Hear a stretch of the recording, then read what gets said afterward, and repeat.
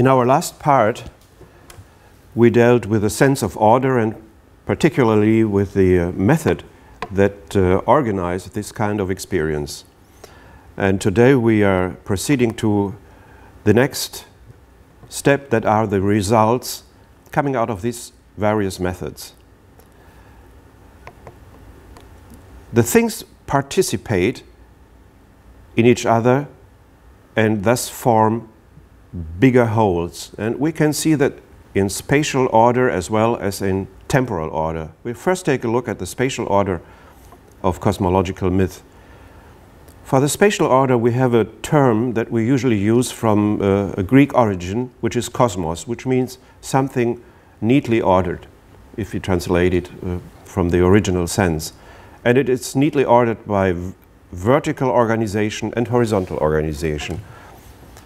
The kind of vertical organization we probably know all from many kind of stories that we heard from childhood onward. It is heaven and hell, and our world somewhere in between. And the horizontal order is that what we use until today, the cardinal directions, north and south, east and west. This has been invented and constructed for the first time in the ages of cosmological myths. That means Bronze Age and later cultures. So if we want to depict a standard impression of what it looks like, we would end up with this kind of picture. So we have the blue sky above us that ends in something like a big construction, like a dome, which is called heaven.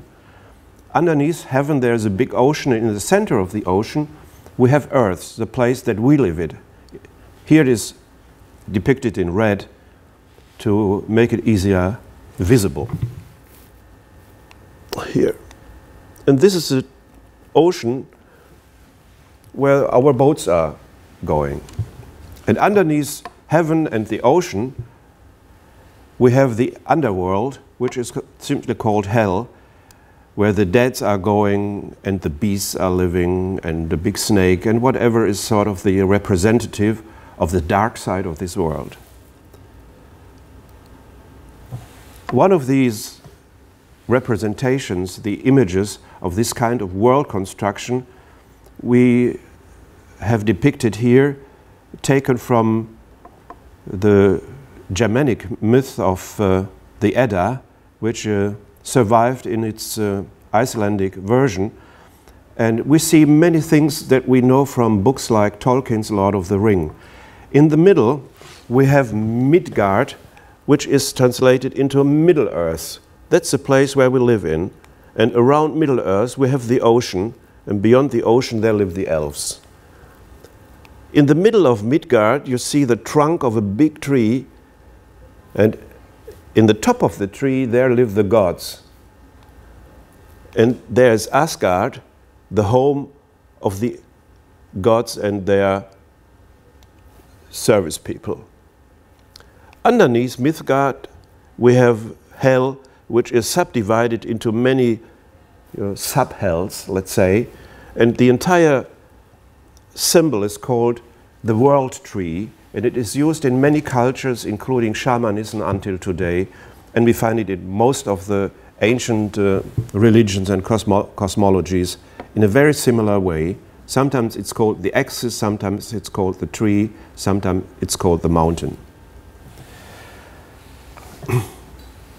Next to the spatial order, we have the temporal order, which is depicted as history.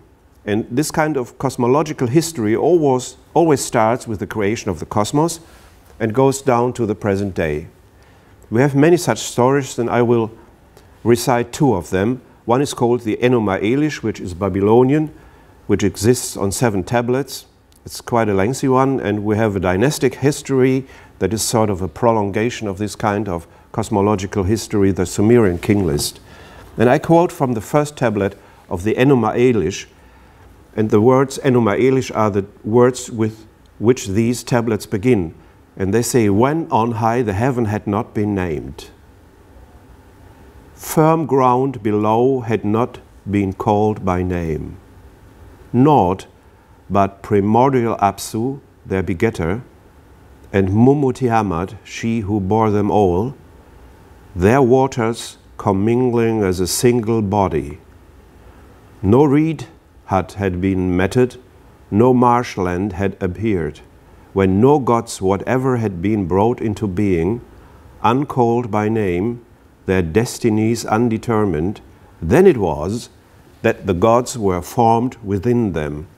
So the picture that we have here is there are two kinds of water, which literally are sweet water and salt water, which is a representation of primary matter, or something in other cultures is called chaos. There's no form, no nothing. And these two are mingled together, and out of the mingling of these two primary matters, there first of all the gods are created. So we have a first step, primary matter, and then come the gods. And if you look at the structure of these stories, they are always constructed according to the same pattern. Primary matter first, then creation of the gods. Then next comes fight among the gods about supremacy, because there are just too many. Then we have one victorious side. In the case of the Enuma Elish, it's Marduk, who was the king, the prime god of Babylon.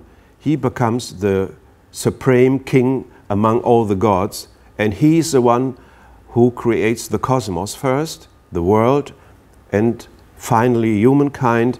And when that has been done, in the end, he establishes order among people and gods, so that everything is connected by some rules. And the result of these rules, the final word, is the command to start building Babylon. So Babylon is depicted as the first city of this world, the prime city. Construct Babylon, whose building you have requested, let it brickwork be fashioned, you shall name it the sanctuary. And after that there are many lines that just give the names of Marduk, which tell you what he is responsible for. We have a similar construction in Sumerian times, which are a couple of thousand years older than the Babylonian tablets. And we have a similar basic pattern. Here we see the end of the story when kingship was lowered from heaven. So after everything was created, kingship was lowered from heaven. And kingship first was in Eridu, so it is told in the Sumerian king list. Alulim became king and reigned 28,800 years, and Alalgar reigned 36,000 years. Two kings, that are the first two kings in Sumerian history, reigned for 64,800 years. It's kind of strange that these people reigned for such a long time, but the reason is very simple. The basic pattern of this kind of creation story starts with a climax at the beginning. So the beginning is like paradise. It's the best part of history when everything was fresh. Everything was long living, an age of longevity, of fullness, of paradise and peace. And after that, everything declines slowly until we come to the present day. And the present day is characterized by short lives, imperfection, hardship, and struggle all over the world. So we have a long story of decline, and that is why the first kings live much longer than the kings do today.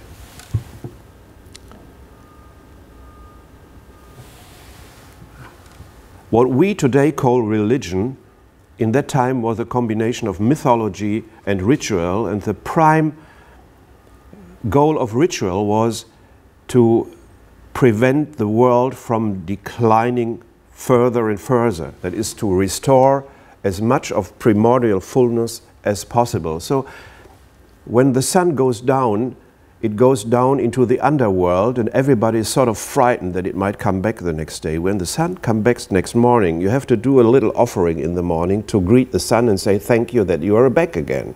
And the same happens all over the year.